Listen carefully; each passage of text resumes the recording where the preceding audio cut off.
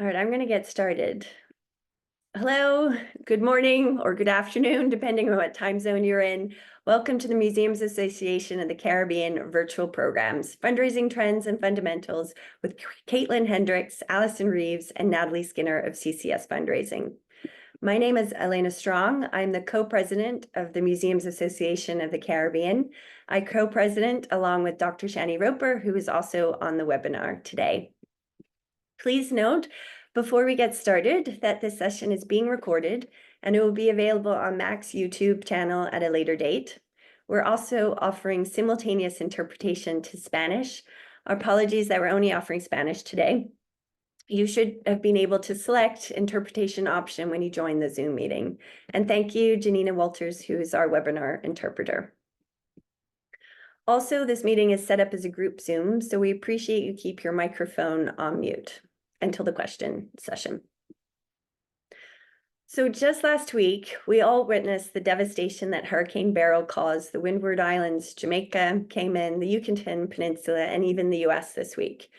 We are especially concerned about our members and colleagues in the islands of Grenada and St. Vincent and the Grenadines who suffered catastrophic damage to their homes, hospitals, schools, infrastructure, museums, and cultural heritage sites. They have a long and exhausting road to recovery. With climate change, the Caribbean and Circumcaribbean region will be faced with more frequent and powerful storms and an earlier and longer season, which we're already witnessing. Our museum and heritage sector needs to be more resilient and prepared for disasters and ensure that we have the financial security to do this and carry out our important work. Fundraising plays a vital role in our sector's stability and resilience. So hence today, we have partnered with CCS Fundraising, a global consulting firm, to get a better understanding of the trends and fundamentals of fundraising. Today, we are joined by three experts from CCS, Caitlin Hendricks, Assistant Vice President, Allison Reeves, Senior Vice President, and Natalie Skinner, Managing Director and Partner. Combined, they've counseled on campaigns that have raised more than $1 billion. They bring a wealth of knowledge on the philanthropic landscape, capital campaigns, feasibility and planning studies, annual fund development, and strategic planning. Also, not long ago, I was lucky to have worked with them on a successful campaign for the National Museum of Bermuda, where I work. So Caitlin, Allison, and Natalie will present, and then we'll have times for questions at the end. Questions can be put in the chat or raise your hand and we'll call on you. So just before I hand it over to you guys, I just want to say thank you so much for partnering with us, and also to thank all of our MAC members and supporters, particularly Smithsonian Institute, who make our virtual webinars possible. So now over to CCS. Thank you very much for joining us. Thank you, Elena, for that wonderful introduction. Great to see everyone. Good morning and good afternoon. We are so excited to be here to talk about fundraising trends and fundamentals. And as Elena put so well, really equip you with the financial resources to sustain and grow as you move forward. So we're very excited to be partnering with you, and special thanks to Elena and Dr. Roper for partnering with us and inviting us to be here with you today. So today we'll share a bit about CCS. We'll talk about fundraising fundamentals that underpin good fundraising practices. And then we'll get into strategies and tactics to use at your museums. And we do want to make this a conversation. So as Elena mentioned, please jump into the chat, raise your hand throughout, and we'll have plenty of time at the end for conversation as well. So my name's Natalie Skinner. I am a partner at CCS and on the leadership team of our region. I've had the pleasure of partnering with 4 nonprofits in Bermuda, including the National Museum, working with Elena, and have partnered with the Smithsonian National Museum of African American History and Culture in the US, as well as the W.E.B. Du Bois Museum Foundation in Ghana, and many other arts and cultural institutions. And co-presenting with me is Allison Reeves. Allison, you want to introduce yourself? Hi, everyone. Good morning and good afternoon. While we acknowledge that this is lunchtime and folks may be at lunch, if you can turn your cameras on to make this an interactive discussion, that would be amazing. I'm Allison Reeves, Senior Vice President at CCS. And you know what's so interesting is before, CCS, we all had different paths. And my path was really in arts administration. I really got involved with the fundraising aspect of the incredible work across both visual arts organizations and performing arts organizations. So I was especially excited, privileged, and honored to be asked to join this incredible conversation today. So we'll look forward to covering a lot of the fundamentals and a lot of the special ways that museums across the region might be able to think about fortifying their work in fundraising and development. So we'll look forward to hearing your insight and feedback throughout today's conversation. Thanks, Allison, and wanted to recognize and acknowledge Caitlin Hendricks. Caitlin, thank you so much for helping prepare this content and helping us drive and make sure we're all on track, and helping us really capture any follow-ups that we can provide for this incredible group to help you even further beyond this session. We'd also love to know who's on the call. So as we talk a little bit about CCS, if you can put your name and the museum that you work with in the chat, that would be great. Would love to really start a conversation amongst all of us. But quickly, just about CCS, we were founded in 1947, so we have 77 years of experience. We have 18 offices across the US, Canada, Europe, and Australia.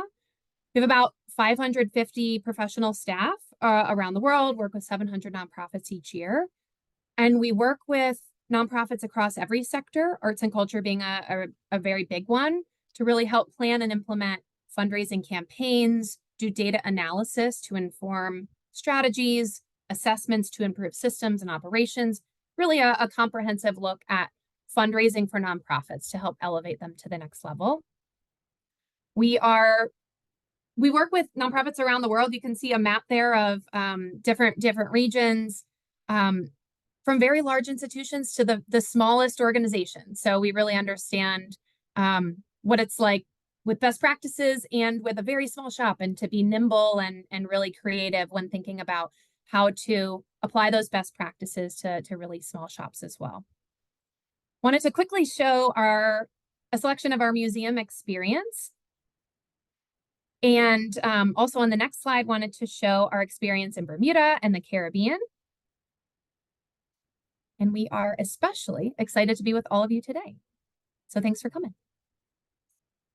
Okay, so let's get into principles of fundraising. There are principles of fundraising that are relevant across all sectors and nonprofits of all sizes. If I were to sum up fundraising in one sentence, it would be that people give to people give because they're asked, and people give in relation to who asks them. So that's why the most successful fundraising is face-to-face or really personal. And when we've picked the right people to be in that room to make the request, and the request is made for a specific dollar amount. We'll talk more about this in terms of strategies. We see that giving is contagious as well. Each gift impacts the next gift. People are inspired by others who give, and people are inspired to give knowing that their gift will inspire future giving. People give to a successful organization and a winning cause. So you want to position your messaging starting from a position of strength, because people want to give to strong organizations that can make a really big impact. Those who have given to you before are your best prospects to give again. It's an important starting point, although I know we want to broaden those who give as well, but start with those who know you well and have already given. Personal visits yield the largest gifts, and it's all about activity. So the more people that you engage, the more people that you ask, the more money, frankly, you'll secure to fund your important missions. On our next slide, we wanted to share some reasons that people stop giving, because that's almost as important as why people start giving, right? So the number one reason people stop giving is they no longer feel connected to the organization. This is why it's so important to say thank you, continue saying thank you for their gifts, and staying in touch with those donors and showing the impact that they're making. Now, on the flip side, the number one reason people do give is to make an impact. So showing that impact through that stewardship or thanking and staying in contact with donors is just essential to a successful fundraising operation. Here are some other reasons why people stop giving as well. Maybe the nonprofit is not communicating well or enough or following through on what was promised to the donor. The nonprofit might ask for money too many times throughout the year. What we find is more successful is sitting down with each prospective donor one time and asking for a comprehensive request.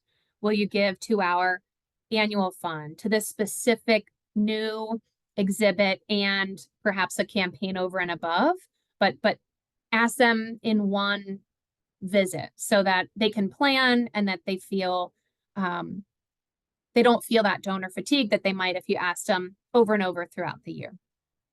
And nonprofits might not have the right strategy or inform their approach with research. So want to make sure that we're doing that as we think about each approach to our prospective donors. We also wanted to share some myths of fundraising that we want to debunk right away.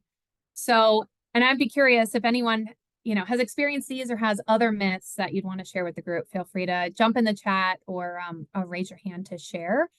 But we've heard organizations say, we only need one more donor. That's not accurate, because you want a steady prospect pipeline to continue to grow your fundraising organization and broaden your donor base. We hear, if we tell our story, donors will come to us. Telling the story is a start and is so important to get that right, but we have to engage those prospective donors and we have to ask them to support our organization. We might hear, we should just ask donors for whatever they can give. Donors will do their best. It's actually so important to ask for what you need with a specific amount and to show the impact that gift can make. I'll give you a quick example. I was called by the college that I attended, and they asked me to make a gift. And I said, sure, I'd make a gift. They said, how much do you think you can give? I told them proudly, as a 23-year-old, I'm going to give $100. And the person on the other end said, oh, if they were hoping for more and they needed more, they should have asked for it, because I would have felt better knowing that I knew what they needed and I could reach for that. Maybe I would have given more than when they didn't ask me for a specific amount. So it's really important. We hear a lot in the US, Oprah will want to support this, as an example of a donor. But it's really important that we have some kind of a connection. Donors give where they're connected. And also there's some inclination or access where you have someone who might know that potential donor who can connect you. We hear there are other worthy causes people won't want to give here. We hear that too in arts and culture organizations and museums, but it's not true. People give to multiple organizations, and it's up to us as organization leaders to make the case that the donor's dollars will make a significant impact if you give that to our organization or museum. We might hear the staff can handle all the fundraising. No, normally staffs are lean, but also it's a collaborative effort with board members and volunteers. And we'll talk more about how to engage those parties, so we're all working on this collectively. And we might hear, once the donor's in, they're in. Well, no, we have to keep connecting, stewarding, thinking, showing impact, and asking them to continue giving. Let me pause here. Any questions or comments before we get into some strategies and tactics?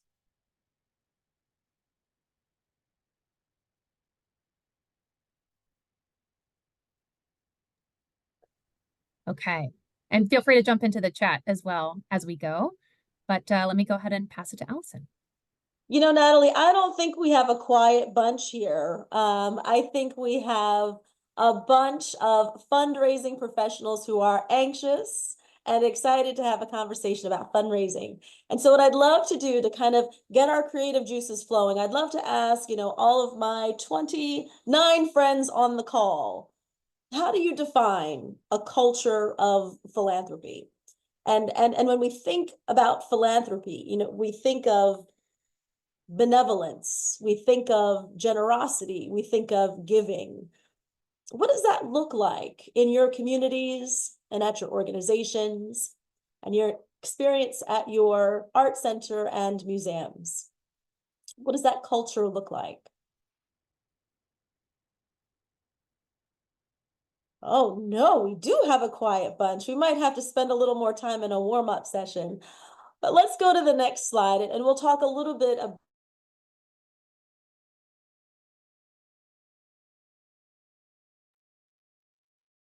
I think Allison froze. Is that Okay, let me just check and see what's happening. that's all right. I can keep going as well. You keep going? Okay, all right, no Yeah. problem. Because she should be able to jump back in whenever she needs to if there's about how any the role do. I'll take myself off video. Can you hear me? Back. Yeah, you're good, Allison. Keep going. Okay, I'll take myself off video just so we can talk a little bit more through it. But just this idea of how different constituencies are incredibly relevant. And yes, Peter, this idea of partnership and collaboration is key, especially when we're bringing in different leaders who have different interests in philanthropy. And so we'll take a look at our graphic here. We see, executive leadership certainly sets the tone for how the culture of philanthropy is indeed embedded, sustained, and how it evolves over time. Now, important to note, the board of directors, along with senior level leadership, also have very important roles. And that filters out to all development staff, programmatic staff, even the folks in marketing. And one of the most important circles, if I could highlight any circle in this graphic, it would be the volunteers, right? You think about how the volunteers represent the mission of museums, but they also represent this love of mankind, right? This culture of philanthropy and what it means to give back to the institutions that mean so much to our communities, particularly when it comes to upholding the principles of heritage and culture, as all of you do. We'll go to the next slide, please. All righty, team. If we could write down 4 important things, here we go. Case, leadership, prospects, and plan. When we think about the most important components of fundraising success, these are the 4 pillars. And you'll see as we get into our conversation, there's lots of overlap in these 4 areas, but it's important that we're able to understand all of the research that's required to uphold these 4 pillars and make sure they are an important part of our fundraising success and framework. All righty, I hope you are as excited as I am to get into case. So we can pop on to the next slide. So the case for support is essentially your intellectual rationale for why someone should make a gift, right? As my good friend Natalie Skinner says, it's your value proposition. It's what connects donors to your mission. Now, in essence, on paper, it's your official story, and you can see highlighted here some of the details around that. Now, the important piece is that it ties specifically to the donor's interest in your museum and or your programmatic initiatives. And it's important that your case highlights the donor's involvement because that's the connectivity that sort of lays out why a donor should make a gift. It's important as you take a look at the circles on the bottom that your case for support is able to check the box on these items here. And one of the pieces that I always love is to keep it fresh. Make sure it evolves as your organization evolves. And that's an important piece of how your case will always sort of tie in your mission to current needs. Now, your needs 10 years ago won't be your needs today. And so your case for support 10 years ago will not be the case today. And so it's important to note that your case for support must always evolve as your organization grows. All right, let's move to the next slide. Some important pieces, that relate the case for support of museums in the Caribbean. And it's interesting, I think I saw my friend Lisa. Lisa, were you on here? Lisa Mordhorse. The Caribbean Museum Center for the Arts in the U.S. Virgin Islands on the island of St. Croix. Hey, Lisa. So Lisa and I had the chance to do some work in my volunteer world. And it's so important that we understand the nature of cultural context here. And these 5 items are so important to island nations and countries throughout the Caribbean in terms of making the case of why they exist, how they have survived, and how they will thrive. Now, a few pieces here that I'll talk about. You know, this idea of the duty of historic and cultural preservation. That's what museums do. And for the opportunity that Caribbean museums have to make this case internationally to audiences all around the world is certainly key. One of the most important pieces is that each museum, every one of my friends on the call today, has the chance to tell the unique story of your country and your island nation through your work at the museum. You also have the chance to uplift the future vision. And in your space, the physical spaces where you serve, you have the opportunity to bring together constituencies from all across the country and world. Lastly, as highlighted today, we certainly want to uplift the idea of language diversity, and whether you have your case for support available in Spanish, French, perhaps Dutch, perhaps Creole even, depending on your audiences. It's just important that we make that language diversity very clear. All righty, team, let's go to the next slide, please.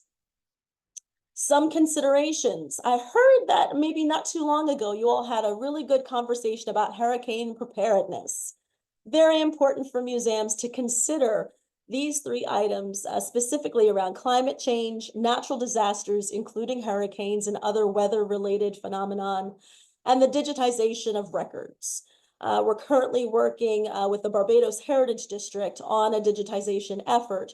And it's really important that museums begin to think about this, if you aren't already, and start to infuse that in your case for support, especially if we're going to talk about how our work in heritage, arts, and culture serve as a continuing line of all that our countries and all that our island nations have accomplished over time.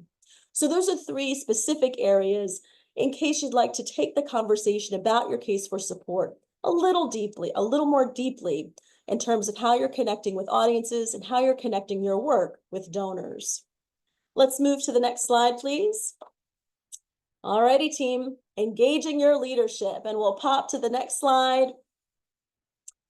Now, how many of you, if you want to pop your names or show your hands in your boxes, are closely tied to your museum directors? Maybe you have a chat for 10 minutes a day, maybe it's a half hour a day, or maybe you have a weekly meeting. But getting a sense of the museum director's role in fundraising is certainly significant. Shani says, small team, so we're always meeting. Well, that's the best way to do it. Make sure everybody's on the same page. You know, in most cases, the museum director is the one who sets the strategic plan and the vision. And because this person, the museum director, is often the face of the organization, Katie says the same answer. It's important to have a sort of consensus built around the vision that the museum director has set and created so that all philanthropic efforts and fundraising efforts can be built around that. We'll go to the next slide. The idea of how we can support the museum director's role and relationship with donors. Now, some on the call may have a head of development, others may have a different role that this is called, but for the person who is sort of leading the work in fundraising, it's important that his or her work complements the vision as set forward by the museum director. We can take a look here to see how the roles and responsibilities of museum directors can be clearly aligned with how the head of development or fundraising can support the museum director. Now, if I could highlight one or two things around how the head of fundraising can help, it's to prepare prospect research, talking points, strategies, and materials. You know, as Natalie and Caitlin and I think about our work to support our client partners, it's preparing them to have conversations about fundraising with donors and prospects. And so when we think about how the head of fundraising or development can best support the museum director, it's having those tools, resources, and materials at the ready to support all levels of fundraising conversations and engagement. Okay, I'm going to take a brief pause here and see if there are any questions around what we've covered so far. Natalie and Caitlin, this is still a quiet group. We'll see if we can get some folks talking soon. Let's go to the next slide. All righty, by a show of hands, how many of you are actively involved with your board in fundraising? I don't know if some people have stepped. Oh, Elena says yes, she's involved. Anyone else? Anyone else involved with connecting with, stewarding, or cultivating your board members? Shani mentioned she doesn't have a board. Very interesting. So it'll be, I think, quite a detailed exploration to see how fundraising can be uplifted once a board is in place, if it's not in place just yet. And she says she works with the university administration. That sounds like a very unique case, and I'd love to learn more about that. But in all, we have several roles that your board is typically involved with influencing when it comes to fundraising. And depending on the level of sophistication of where your board sits, perhaps, oh no, Hillary, no one else on the board wants to be involved. We'll have to work and put forth a solid effort to get the board more enthusiastic and excited about this work. When we think about, our board members, they are indeed responsible for governance, and that means fiduciary responsibilities, which is why this is so important, right? And whether they're advocating to specific donors and prospects about your organization, attending various cultivation events and stewardship requests, or whether they're a donor themselves. It's so important that board members are able to step into several of these roles within their responsibility as a board member. And perhaps we can arrange maybe a follow-up conversation, to really look at how we elevate board members in their fundraising roles and tasks. That's definitely an hour-long conversation, but we wanted to highlight it now to make sure we all have a good sense of the role of leadership in supporting fundraising endeavors and initiatives. Let's go to the next slide. When we think about how to elevate board members in philanthropy, Kenny says that he challenged each board member to secure a patron to start with. Excellent way to cultivate and steward and bring new prospects into the fold. Now, it's pretty obvious to us. We know every board member has to cover these basic baseline tasks of being affiliated with a board, right? Where I'd love for us to think about collectively as a group, how we get board members to develop strategies, open doors, or make introductions to those in the community, and perhaps donors who may not even live in our communities, but those who would be interested in funding our work.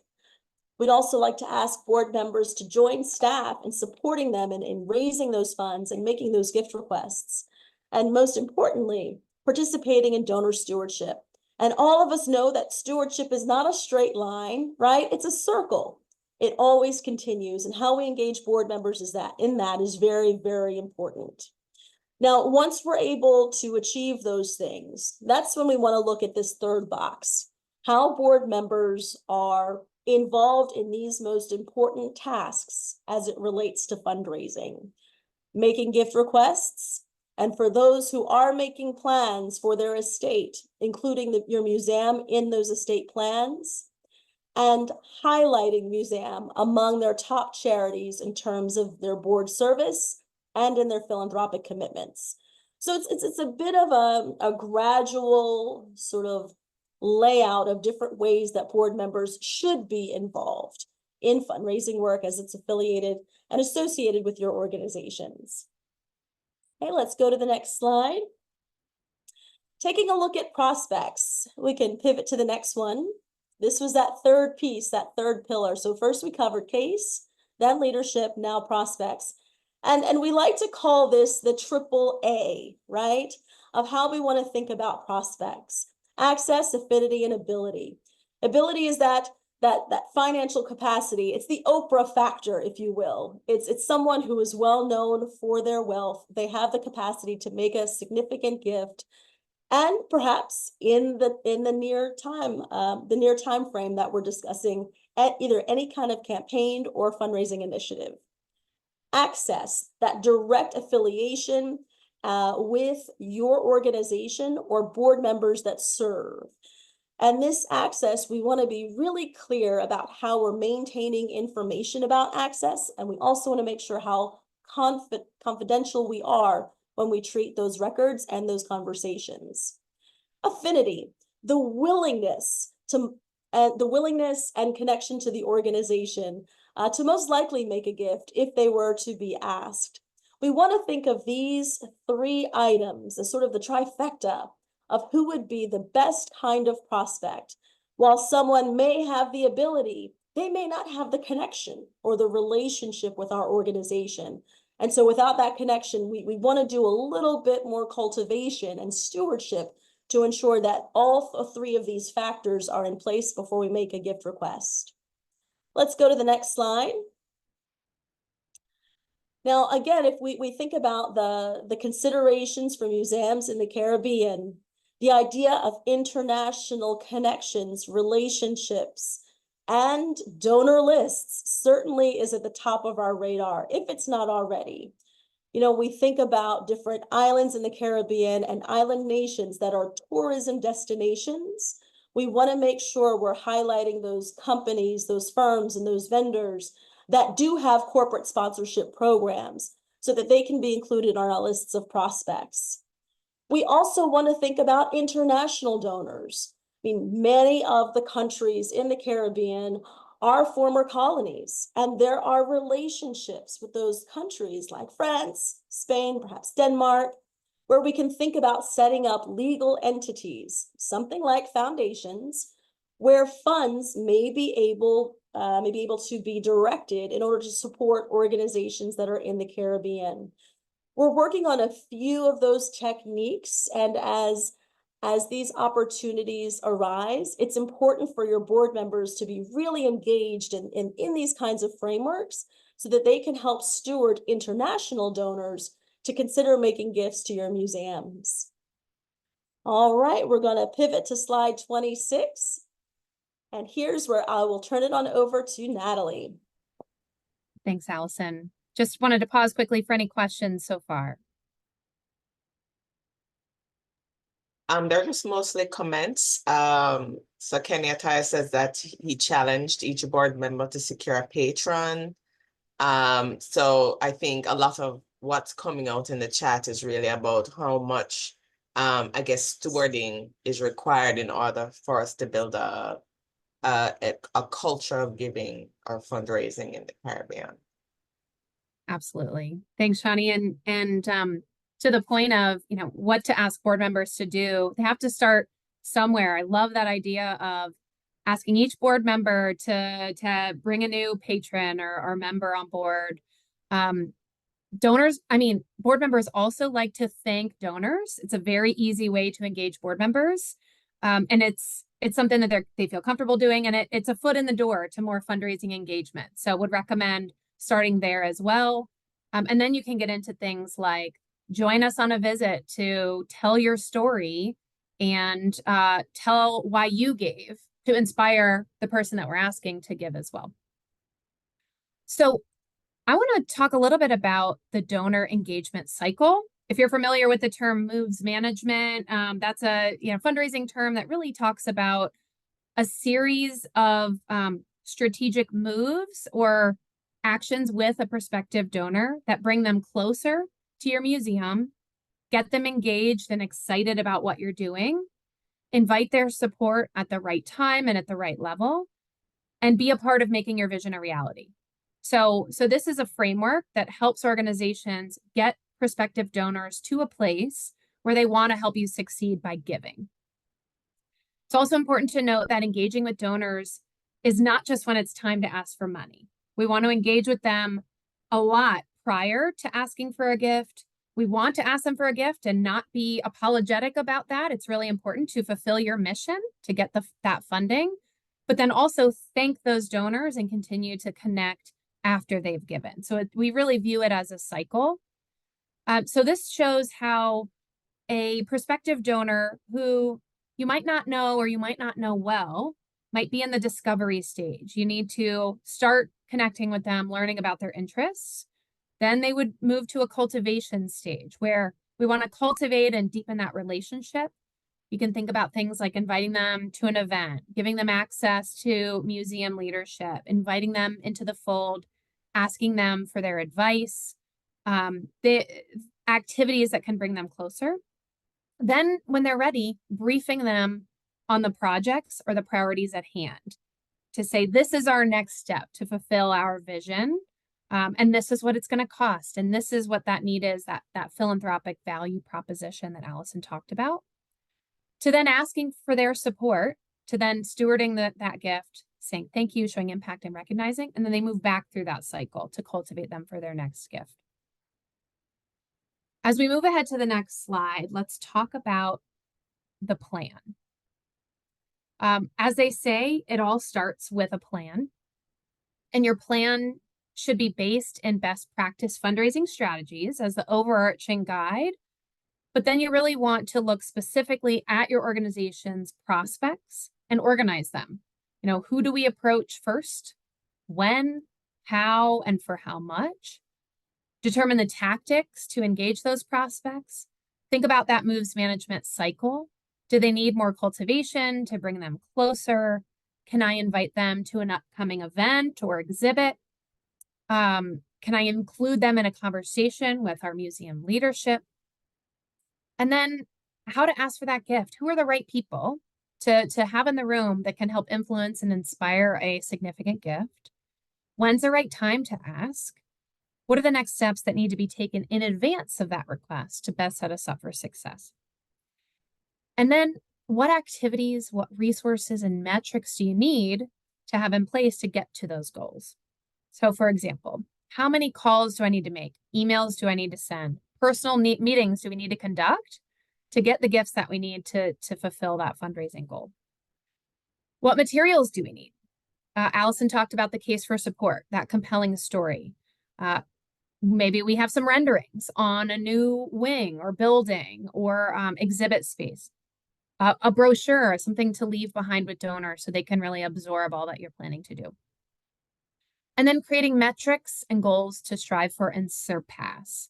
So here's an example. Say, we need to raise $1 million this year.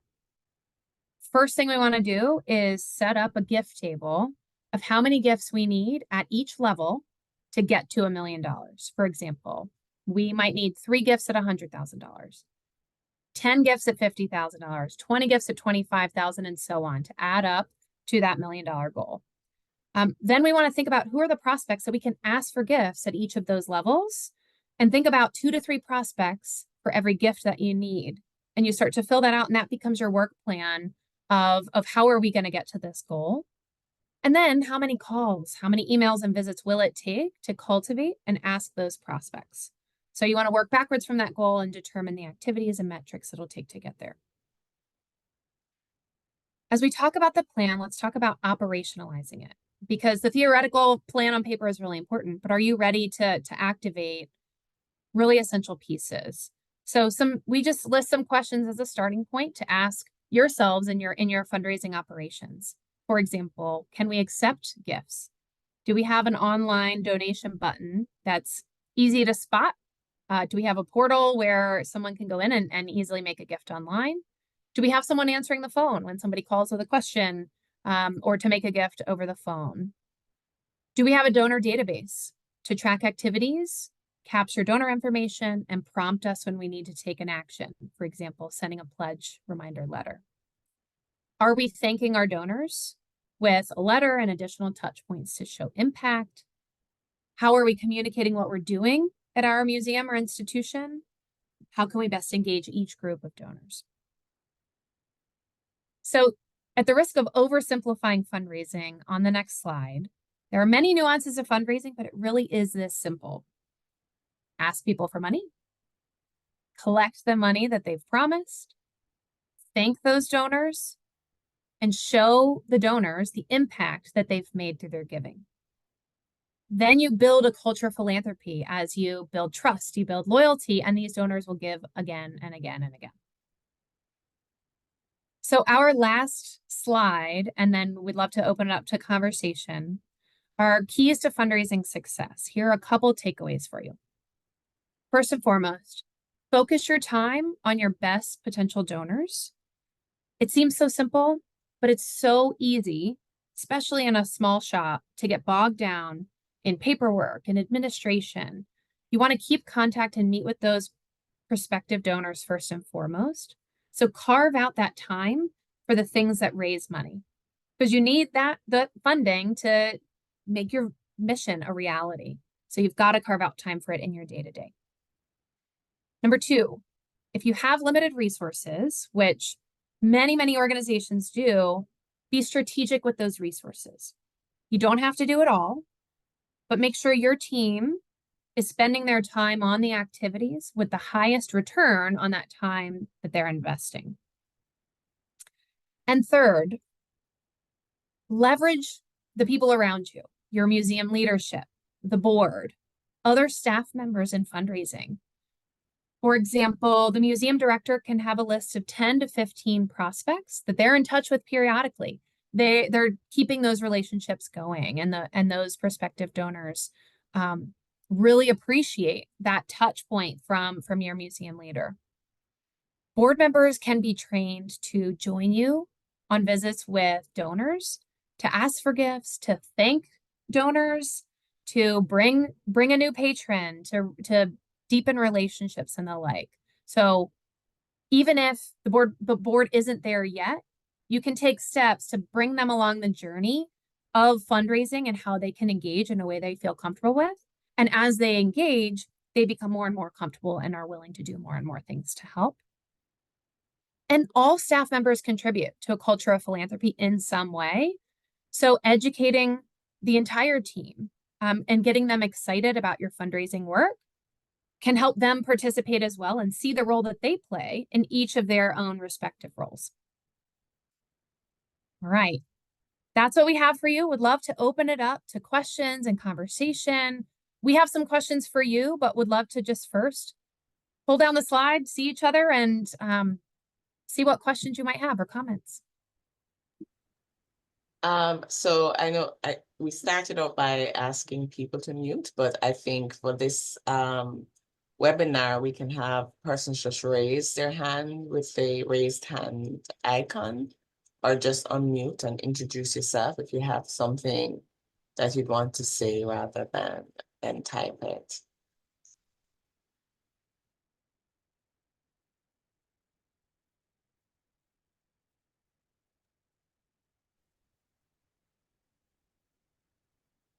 I can give a little sort of comment, because I think with museums all across the Caribbean region, it's from shops where it's just one person to, and there's no huge institutions, and it's all small teams with very limited resources.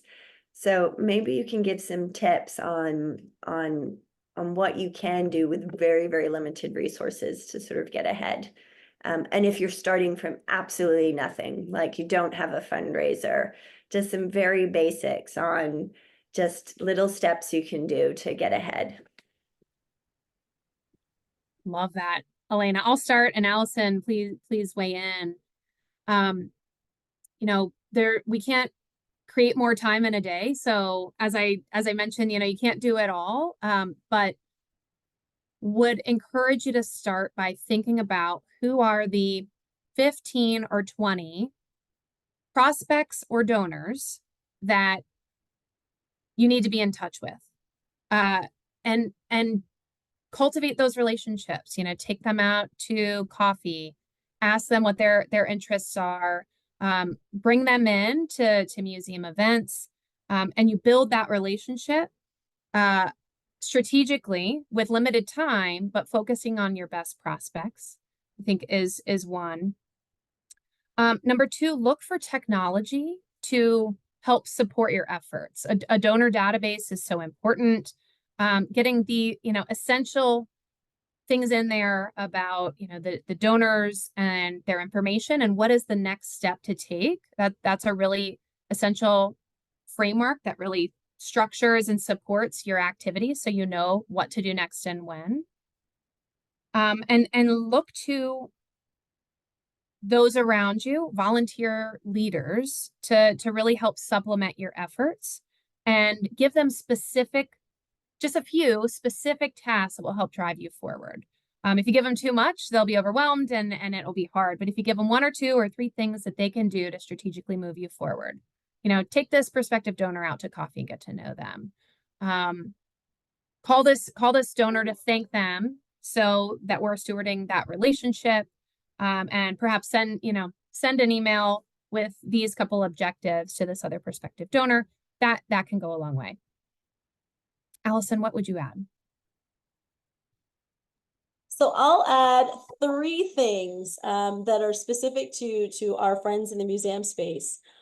Because you have such amazing spaces and places that are probably convening opportunities for others to hold receptions or special events, making sure that at every single event you offer space for, you're making a meaningful connection to everybody who attends. Because those are some newcomers to your institutions who may not know your museums as well as they might be able to learn about them over time. This is a wonderful way to introduce your museums to new prospects who may be from your community and could possibly be a prospect over time. The second, and Natalie mentioned this, connecting with the volunteers, whether they're volunteer tour guides, perhaps programmatic assistants, or for those who just want to simply be at your museum to offer assistance, engaging them as potential future board members, because they're already advocates for your organization, right? And as you have, more detailed conversations with those who give of their time, talent, and treasure, these could be some ideal prospects for the future. And the third piece, for those who do not have board members that are very active in fundraising, perhaps launching a philanthropy committee or a fundraising council for your museum might be an ideal way to launch that work with just a few people, right? It takes maybe 2 or 3 to launch a committee. And once you have that committee up and running, they, as volunteers, can be working to include others from the community to engage in this work to support philanthropy for your museums. So those are just some high-level ideas around how you can engage just a few people to really make a difference in moving the needle forward for philanthropy. I would also put this great question to the group. What are you doing in your small shops that has worked that others can learn from?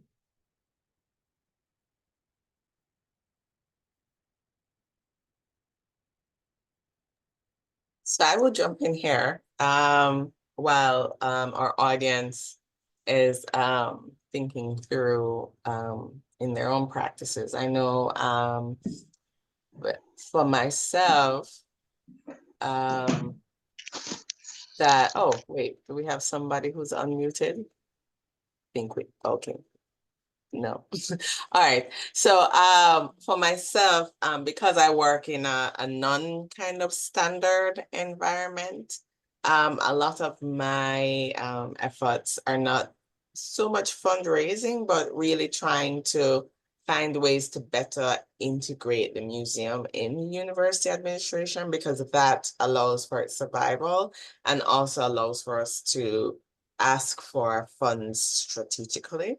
And we've definitely tried to identify stakeholders, because the university, we have alum, but the museum, which is a much younger subset of institutes within the larger institution, is not necessarily on the gaze of alums. So a lot of it is identifying stakeholders, thinking about categorization of stakeholders, whether it's current students, staff versus alumni. And I know for MAC, this is something that we've been working through because of what it means to function in the Caribbean space. I think the heritage sector very often, I wouldn't use the word compete, but has to negotiate spaces with tourism and with other areas that are considered better income generators, right? And I think that's part of the struggle of pivoting as a professional in the sector. Thank you. You mentioned something, Shani, that really highlighted how we connect with all visitors to our museums, right? For those visitors who are, coming to our spaces, perhaps what they think might. Oh, did we lose? We Allison lost? was about to make an amazing point. She froze. Oh, we'll Okay. circle back to her, Right. Shawnee, but yes, absolutely. Thank you for sharing those. Right? How are we engaging? No. You're back. You're back. Go Yeah, ahead, you're Allison. back. But you'd have to start over Okay. though. We lost Yeah. you just as you started talking. So the idea is for every visitor that walks through the door, how do we transition them to become our donor and our advocate for when they go back home, right? So whether their home is somewhere in the UK, maybe it's in Spain, maybe it's in the US, do we equip them with the materials and tools so that they can become an advocate for us when they go back to their homes and to their communities? And maybe that's a long-term goal, is to maybe for the next 6 months, develop a strategy where we will transition every visitor who is a tourist into a donor. And maybe we can find, I bet there are a couple of members on this call right now who do that really, really well. And maybe that's something to be explored in a future session, but starting to track how many visitors you can transition into active donors who give consistently year after year might be a nice strategy to start thinking about. Yeah, I agree with you. And I think one of Elena's strong points or insistences for MAC is our database, our membership database, because that's something that we need in order to move forward. And I think that's something that all of us should or have to work on in terms of ensuring that our institutions are sustainable. So thank you. Yeah, and I think, Allison, that's a good idea, but it's also very challenging if we don't, many institutions don't have those databases. How do you stay in touch with those people who visited? Are you tracking those visitors? There's so much infrastructure that we don't have throughout the Caribbean. And so just with the National Museum of Bermuda, our success was starting with the people who were the closest, which we followed CCS's best practices, but also just inviting people for tours. I mean, it was kind of joking. Once I got someone in for a tour, I was guaranteed to get a donation. And if you sharing your story of your passion of why you do that work and why they should support you, it's contagious. But you have to do the right timing, that you follow up and you've properly cultivated them before you do that ask. But just people love getting special tours, behind the scene tours, making feel special. Those are, anytime I can get someone behind the scenes for a tour, I'm pretty much guaranteed a donation. So, and those are the easiest things we can do because the facilities there, or having them witness a program of like children doing some art program or a science or anything, seeing the work of the museum is very powerful, and we don't have to do too much to do that. Amazing, Elena.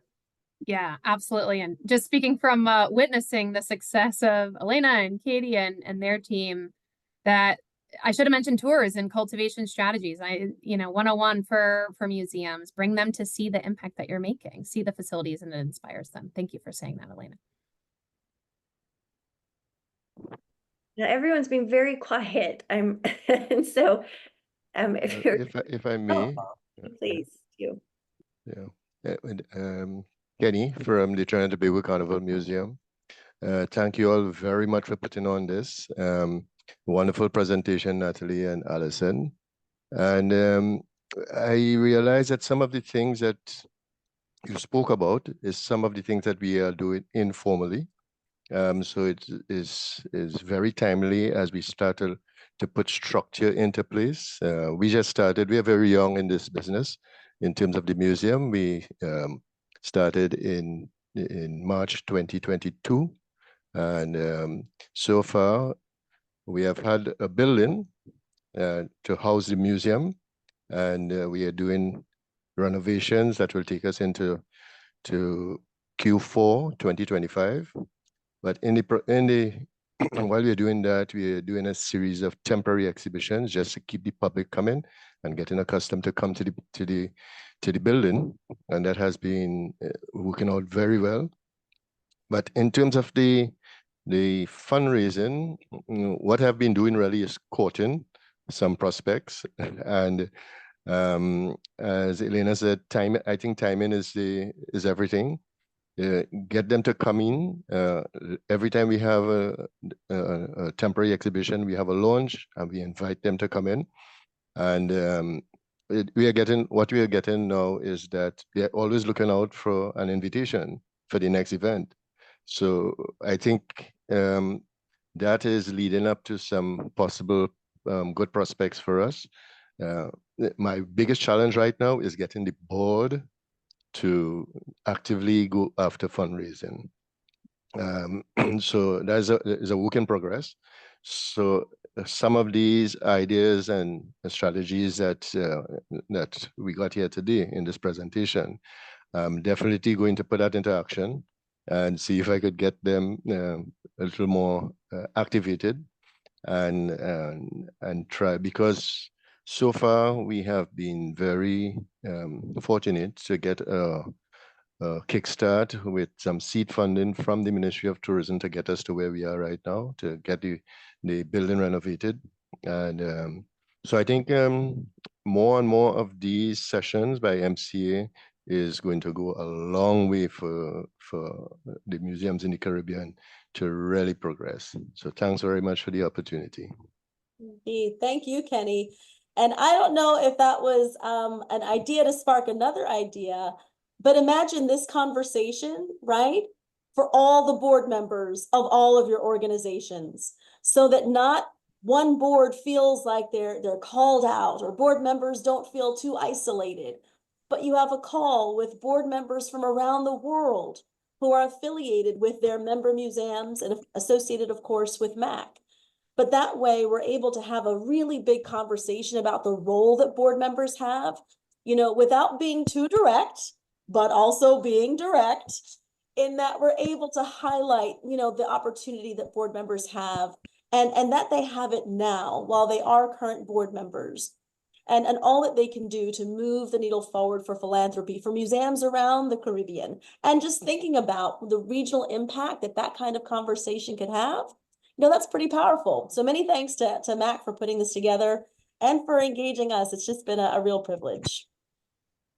Yeah, so I think we have another topic for inviting CCS back for elevating board participation and fundraising, and also your idea of inviting board members in. So I'm going to leave it to Shani to thank. I'm still recovering from a bad bout of COVID, so passing on to Shani to give the thanks, and we'll end shortly. So just before we wrap up, because our webinar is supposed to be 1 hour, so we try to keep it short and sweet since this is during lunch hours. So yes, the slides will be shared and the recording will be shared.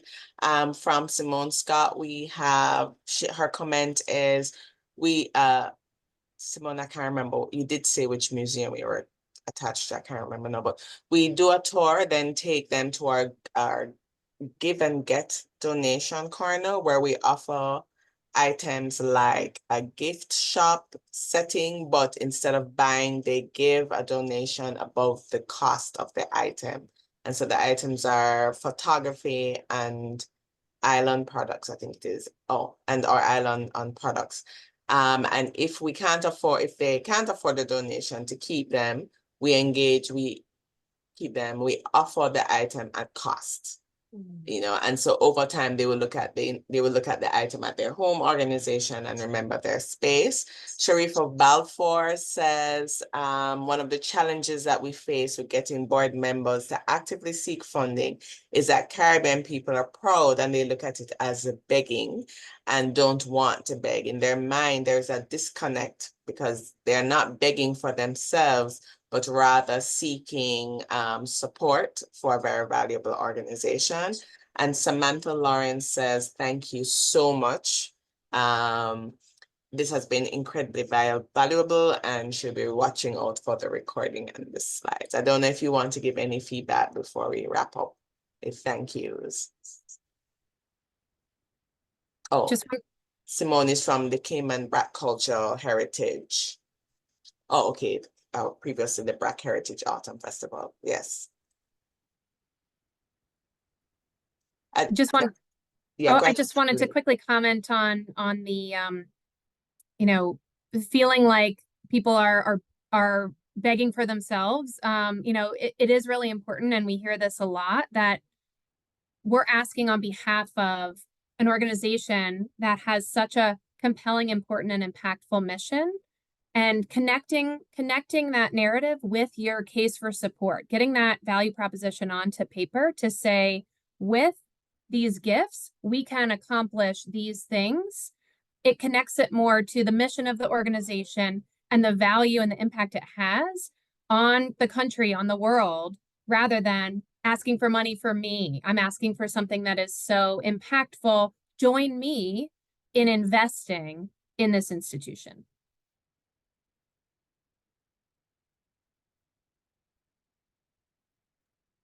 And lastly, thank you all so much for your time, your great questions and comments. It has been truly a pleasure to be with you. Don't forget, we have a survey which we would like to send out to. So, Allison, do you want to talk Thanks, about the Ellen. survey really quickly before we close out? Oh, you're muted, It's a Allison. very brief survey. We'll work with Elena, the team, to send it out by email to everyone who participated in today's call. Would love your feedback. It'll certainly help to inform our work to support important organizations like yours. And again, it's been an honor and a privilege to be with you today, and keep up the fantastic work. Right. So I want to, okay, so Sylvia, sorry, says the Filberto Ojeda Rios House Museum. Did you present at the last MAC conference? I feel like I heard about this museum at the last MAC conference, right? It's also small and starting, but more centered on fundraising, and we're focused on those meaningful encounters from Panama. Okay, Garcia's from Panama. Okay, encounters that do often bring in donations. I think that's what that is.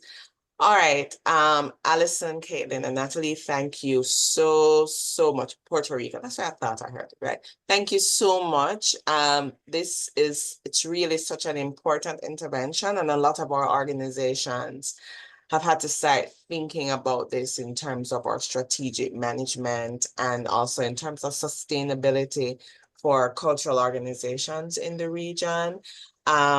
If our attendees are not yet members of MAC, please become members of MAC. We absolutely, our work wouldn't have as much meaning if you didn't join our organization and support us.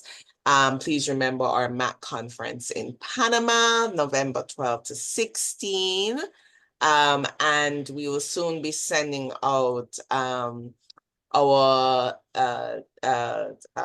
notices for our MAC fellows, and also we have one other potential fellow program, and we're hoping for those details to be out by the end of July. We are planning another 2 more webinars, right? One with disaster recovery, one on repatriation. So please look out for those notices as well. We hope to have the recovery one for August. We're working on our partnerships to see if we can do that. And please, if you think another topic should absolutely be engaged, please feel free to reach out to us. I want to thank Ms. Janina Walters, who is providing simultaneous. Please join as soon as possible. We have a student rate, Simone.